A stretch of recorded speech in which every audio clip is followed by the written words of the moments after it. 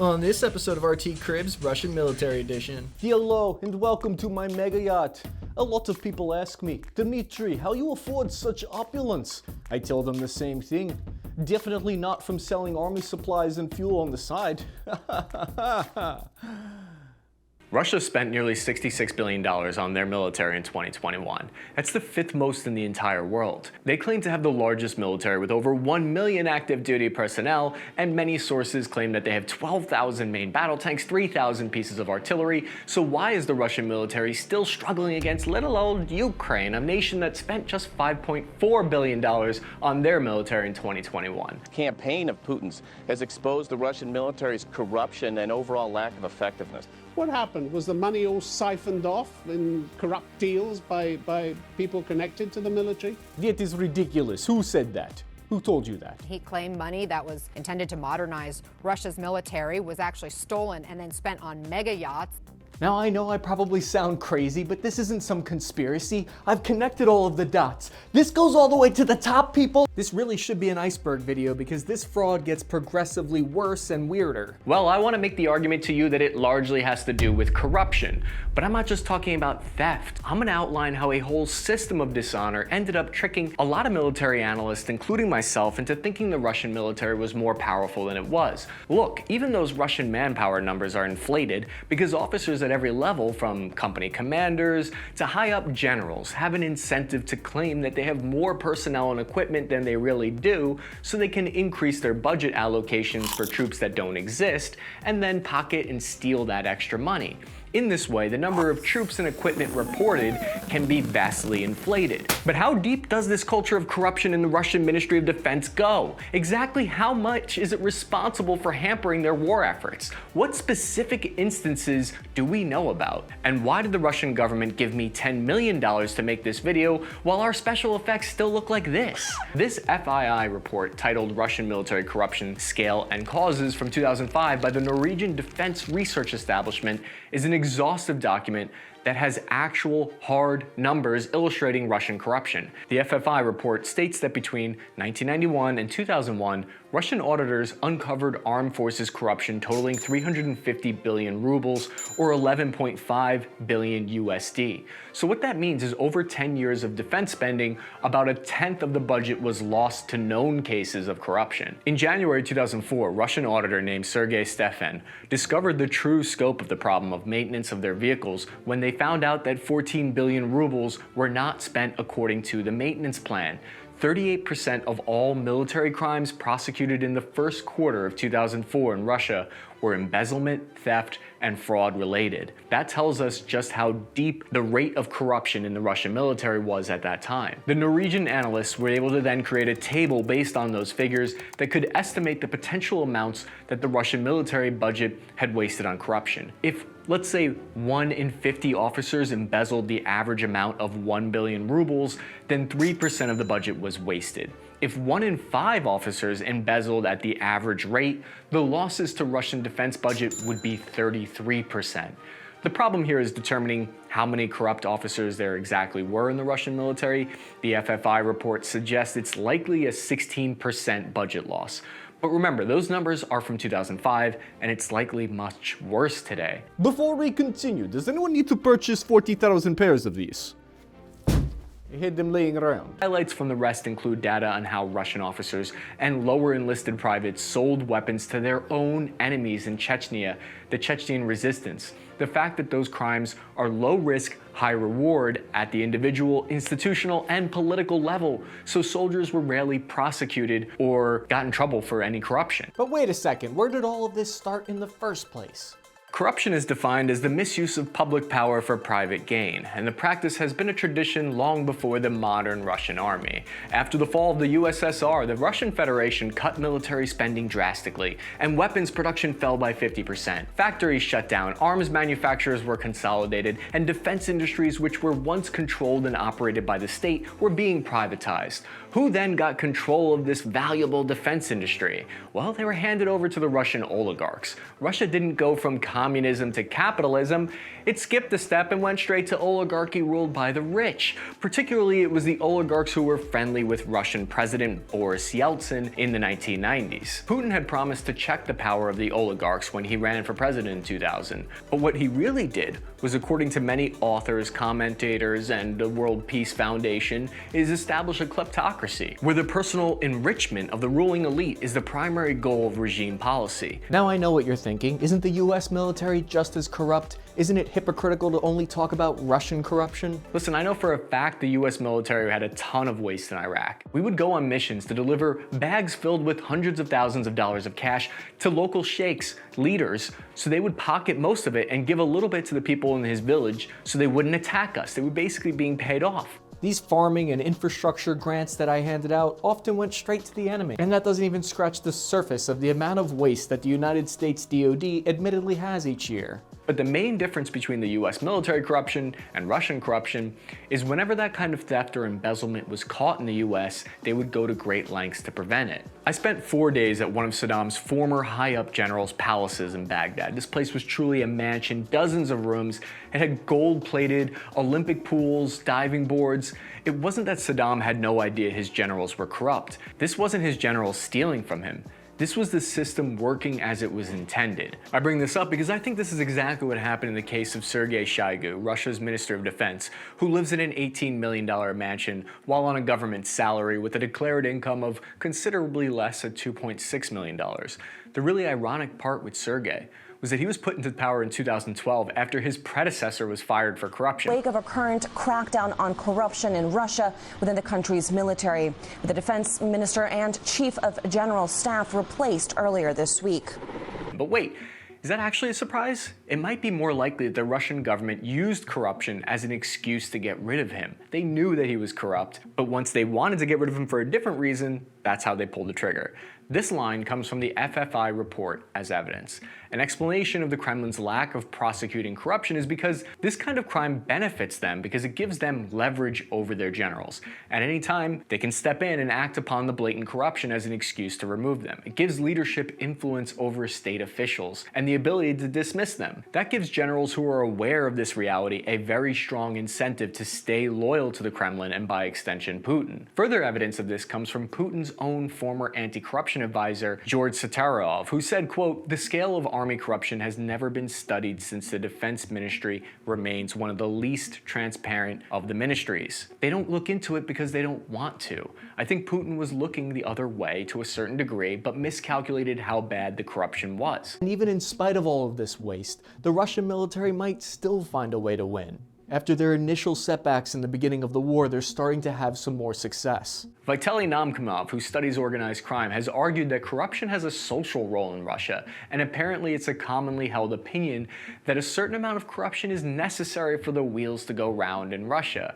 Can we actually quantify how all of this translates to affecting the average Russian soldier on the ground? So there was a lot of straight up lying going on, but sometimes Russia's Ministry of Defense would pay for products or technologies that they really needed, and they would still get ripped off. In these instances, the military doesn't just lose money, it loses the advantage on the battlefield. So with UAVs and drones back in 2010, the editor-in-chief of Russia's journal National Defense posted that approximately 5 billion rubles meant to go towards the manufacturing of UAVs were wasted on kickbacks within the corrupt Ministry of Defense. The cost of building drones at home was more expensive from the start because the cost of the kickbacks was baked into the cost of the drones. So the drones were expensive to make and hard to produce, so Russia ended up buying drones from Israel instead. Now, 12 years later, the British Defense Ministry is reporting that Russia is likely facing a shortage of UAVs in the war in Ukraine, particularly due to a lack of domestic manufacturing capabilities. This is an example of how yesterday's corruption affects today's battlefield. So I've been trying to figure out why there's such a lack of night vision goggles in the Russian military. All right, guys, sun's going down. Take out your nods, get your night vision out, and let's get ready for this mission. What do you mean we don't have any night vision? Whose job was it to get the night vision? This was not on me. We could share this flashlight. That could work. The Ratnik program was supposed to get everyone all this night vision goggles. So it turns out one of the key components in night vision goggles is a special sensor that only a select few countries are able to manufacture. Russia's Deputy Prime Minister, Dmitry, promised in 2012 that within a year, Russia would be manufacturing its own sensors and as a result, its own night vision goggles. A year later, a company whose name translates simply to photoelectronic devices, the company was owned 50-50 by a state scientific company called Cyclone and an offshore company in Cyprus. Rayfast was owned by a Panamanian company called Bluebell Investments, which turns out it was related to a rich businessman named Konstantin Nikolaev. Confused yet? Buckle up. People, we're about to go through the looking glass here, all the way down the rabbit hole, and uncover the conspiracy as to why no Russian soldiers have any night vision. Rayfast was split up in a way that gave half of its stakes to photoelectronic devices, and then the other half to a Panamanian company called Baron Commercial, which means Baron Commercial now owned 25% of photoelectronic devices, and who owned Baron Commercial? The sons of two high-ranking Russian officials. One was the son of a director at Cyclone and the other the son of a military general. Long story short, Rayfast Investments sold their stake to the two boys in Baron Commercial for dirt cheap, and the Baron boys sold that part of the company to another party for 570 times the price. They pocketed 200 million rubles for next to nothing. By 2016, the son of a general owned half of the photoelectronic devices, which received a loan for over 2.3 billion rubles to manufacture the special sensors used in night vision goggles. In 2018, when the Organized Crime and Corruption Reporting Project, OCCRP, wrote about the spiderweb of corruption, photoelectronic devices had received a second substantial loan from the Ministry of Defense, but still hadn't manufactured the sensors necessary to manufacture the night vision goggles. So that puts to bed the question of why all the Russian forces are supposed to have night vision goggles from the Ratnik program, but none of them have them because there's giant corruption going on. And night vision goggles is no small matter. Without it, you're at a huge disadvantage. You can't go into a modern war without night vision goggles. The Ratnik program that we've talked about on here before was reported to have delivered 200,000 sets by 2017, but apparently that never really happened. This Russian blogger outlines how all of those granite plates that cost 10,000 rubles each were stolen from warehouses. Some Russian military leaders estimate that 20 to 40% of Russia's military budget got stolen every year. Former Russian Foreign Minister Andrei Krevznyov recently tweeted that in the last 20 years of Russia trying to modernize the military, quote, much of the budget was stolen and spent on mega yachts in Cyprus. So how does this money get stolen? Sometimes a company has a monopoly or a product or service, so they get the prices too high from the get-go. Other times a company gets paid to do something it can't do, and other times the company barely existed in the first place. These non-existent companies are called shell companies. And you can run one too with just a mailing address and the willingness to do nothing at all. I'm perfect for it. The most notorious shell company CEO is the billionaire restaurateur Yevgeny Prigozhin did what a lot of Russian powerful people do to defraud the government. He set up shell companies and won bids to provide services for the military. Through his various companies, he won bids worth more than $394 million to manage all of these military cities. A journalistic investigation revealed that these bids, in addition to others, were in violation of anti-monopoly regulations. The investigators revealed that 5 of the companies that won the bids were established in the span of just a few weeks, just 1 month before the Minister of Defense put in orders for the services needed. On top of that, the CEO of 5 of these companies were former police officers with no experience in the business that they were now running. These fake companies were supposed to provide heat, housing, food, and water for the troops. It's no wonder why some Russian soldiers have claimed that the housing and food in the Russian military are worse than in Russian prisons. A video recently circulated online of Ukrainian soldiers who captured Russian military rations that expired in 2015. The New York Times recently reported that Russia has been asking China for MREs, or meals ready to eat, for their military. This isn't something you'd expect to fall behind on just a few months into a war that your country started. So why would the government allow this to happen? Well, there's a slim chance They just don't know what Pergniov was up to. But it's worth noting that Yevgeny Pergniov also runs PMC Wagner, a private military company that is said to handle some of Russia's more shadowy military affairs. Could Putin be giving these fake companies huge contracts as a way to have the state officially pay for the unofficial business handled by PMC Wagner? Well, maybe, but the question remains. Why would a country do this at the expense of their own soldiers? There have been reports of Russian soldiers in Ukraine sharing raincoats, going out without warm clothes, complaining about not eating regularly for spans of 3 to 4 days. So we talked about maintenance, night vision, fuel. Theft of fuel has been an ongoing problem for the Russian military, and everyone from top military officials to everyday soldiers are stealing and selling military fuel. Colonel Valery Konopatov, one of the heads of the fuel and lubricant services, was arrested on suspicion of stealing 87 million rubles or $1.5 million worth of fuel from the Ministry of Defense. Russian soldiers have reported that they've shown up to do military exercises and found they couldn't perform these exercises because their vehicles were out of fuel. Aside from the stolen fuel, the soldiers were robbed of their training, which can be useful once your country goes to war. 2 soldiers were accused and convicted of stealing 16 tons of diesel fuel from the tanks of military vehicles. The Russian Ministry of Defense has invested in ways to monitor fuel within the military to cut down on fuel thefts. You're probably asking yourself, if corruption is such a huge, widespread problem in the Russian military, then why haven't they done more to fight it? Well, they have tried a few things, but the culture of corruption always seems to find a way. For instance, the Ministry of Defense instituted a 20-to-1 policy to control the ridiculous rise in prices in the defense industry. This meant that a company working with the military could add no more than 20% of profits to the cost. To put it simply, they tried to make a rule where companies couldn't charge the state more than 20% of what the product cost to make. Russian arms dealers found their way around this by dividing their workshops into separate legal entities. So instead of being a workshop that manufactured guns, for instance, they became 5 separate workshops that manufactured gun barrels, scopes, stocks, triggers, etc., so they could keep raising their profit margins by 20% at each stage of production. Putin has cracked the anti-corruption whip from time to time, but not in the way you probably think. The most famous example of corruption and scandal in Russia's military surrounded Anatoly Servanavkyov, Russia's defense minister from 2007 to 2012. So he substantially reorganized and reformed the military by consolidating it, but he was also described by one senior Russian official as the type of person who would steal everything that wasn't nailed down. He lost his job in 2012 when the head of his Department of Property Relations, this girl, defrauded the Russian government by selling off state property at dirt cheap prices in exchange for over $50 million in kickbacks. Not only was Serdyukov a party to the crime, but when Russian officials raided Velesanvia's luxury apartment, they found Serdyukov with her in the apartment wearing nothing but a bathrobe. However, some suspect that Serdyukov's firing and public humiliation may have had less to do with his corruption and more to do with his recent divorce from the daughter of Viktor Sobkov, one of Putin's closest associates.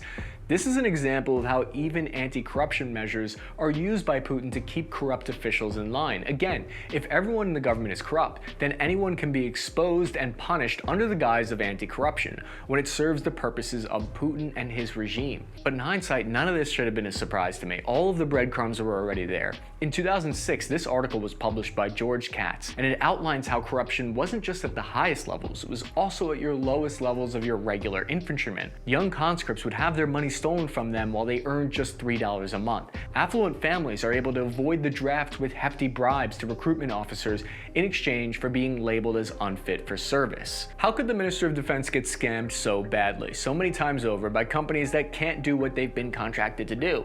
Who's signing these contracts? Why aren't they smarter? The answer, of course, is that the people on both sides of these contracts are most likely benefiting from the deal, meaning that the people of the Ministry of Defense are fully aware of and taking part in the corruption.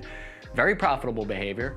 The irony in all of this is that even though Putin is the one who set this corrupt system up, he ultimately isn't immune to the corruption himself. Most people suspect that Putin probably honestly believed that the war in Ukraine would be over in the span of a weekend, but because of dishonesty and corruption, he didn't know what he didn't know.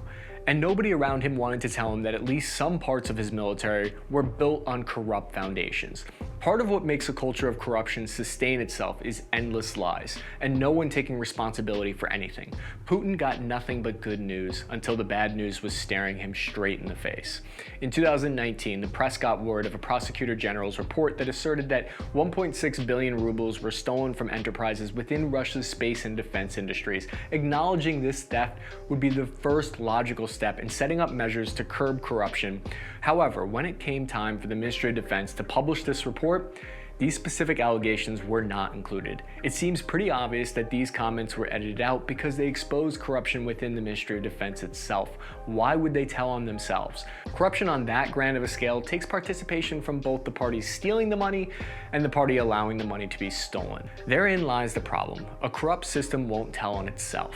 And that brings us to our latest example of corruption within the Russian Ministry of Defense. Theft was recently revealed in the 46th Central Research Institute of the Ministry of Defense. Its leaders are accused of fraud as a part of an organized criminal group to the tune of 250 million rubles. The irony here is the 46th Center Research Institute has the main task of developing and improving Russia's armament programs. In other words, the current state armament program that lasts until 2027, worth more than 19 trillion rubles, was itself developed by plunderers. The corruption never ends.